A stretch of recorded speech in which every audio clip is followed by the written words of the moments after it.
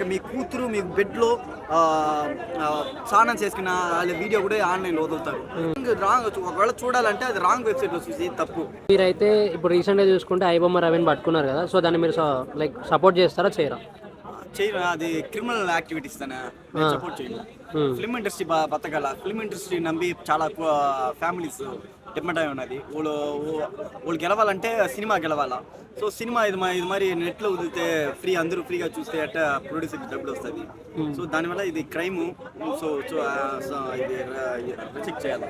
మరి ఆయనకు సపోర్ట్ చేసే వాళ్ళందరూ టికెట్ రేట్ పెరగడం వల్లనే మేము అన్ని వీటికి వస్తున్నాము అని చెప్పన్నారు. అట్లనే రీసెంట్ ప్రెస్ మీట్లో కూడా ఒక జర్నలిస్ట్ అడుగుతారు, మరి టికెట్ రేట్లు ఎందుకు పెంచారని అడిగితే వాళ్ళు చెప్పకుండా వెళ్ళిపోతారు కదా. సో దాని గురించి ఏమంటారు? సినిమా ఎట్లా చెప్పేది, మీరు ఎందుకు సినిమా అందరూ చూడాలని చెప్తున్నారా? మీ ఇష్టం, మీ సినిమా చూసేది మీ ఇష్టం. సో అది రాంగ్. ఒకవేళ చూడాలంటే అది రాంగ్ వెబ్సైట్లో చూసి తప్పు. ఇది మొత్తం సినిమా థియేటర్లో చూడాలి. దానికి కోరిక.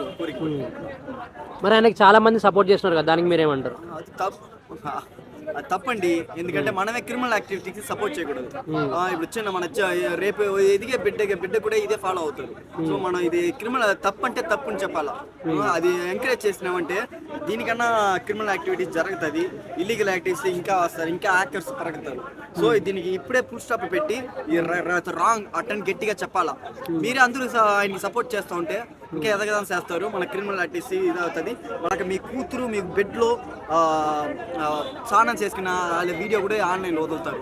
చూస్తారా? అప్పుడు అందరూ ఫ్రీగా చూస్తారు. ఓకేనా? అదని చెప్తున్నా. సో ఇది క్రిమినల్ యాక్టివిటీ సపోర్ట్ చేయకూడదు. సో రీసెంట్గా ఆ అడ్వకేట్ ఒక అతను కూడా అతనికి సపోర్ట్ చేస్తూ వచ్చారు. సో దానికి మీరేమంటారు? అడ్వకేట్స్ కూడా సపోర్ట్ చేసి ఒక అతను ఆయన కేసు టేకప్ చేశారు అనమాట. రాంగ్ ఇది టోటల్ తప్పు. ఇది పీపుల్ సపోర్ట్ చేయకూడదు, ఎవరు సపోర్ట్ చేయడు. ఇది రాంగ్. చూస్తారేమో మనకు ఓకే పేదరికంగా మా అందరి ఇంట్లో. సో దానివల్ల సినిమా డౌన్లోడ్ చేసి చూస్తాను. ఇది ఆపుకోవాలా, అదే నేను చెప్పుకుంటున్నా. ఇంకా ఇప్పుడంతా సినిమాలో ఓటీటీలో దీంట్లోనే వదిలేస్తున్నారు. ఎందుకు తిరిగితనంగా చూసేది? బాగా క్వాలిటీగా వదులుతున్నారు ఓటీటీ ప్లాట్ఫామ్లో. కొంచెం ఒక నెల ఆగితే ఆటోమేటిక్గా రాపోతుంది. దాన్ని ఎందుకు డౌన్లోడ్ చేసుకొని చూసుకునేది? సో దీనికంటే బెటర్ మంచిగా ఓటీటీలో సబ్స్క్రిప్షన్ తీసుకొని చూడడం బెటర్ అంటారు. ఎందుకు దొంగతనంగా మరి చూసుకునేదా? ఇప్పుడు సినిమా డౌన్లోడ్ చేస్తే ధైర్యంగా పబ్లిక్ ప్లేస్లో చూడమవుతుందా? పబ్లిక్ ప్లేస్లో ఇది మరి కొత్త సినిమా అప్పుడు చూడమవుతుందా? పోలీస్ స్టేషన్లో చూడమవుతుందా? ఇదే మనం అలా రైట్స్ తీసుకుంటే ఓటీటీ ప్లాట్ఫామ్ అంటే మనం ఎక్కడ ఉంటాడో ఏ ప్లేస్ అంటాలో మనం ధైర్యంగా చూడమవుతుంది. ఆ సినిమా అంటే అది తెలుసుకోండి.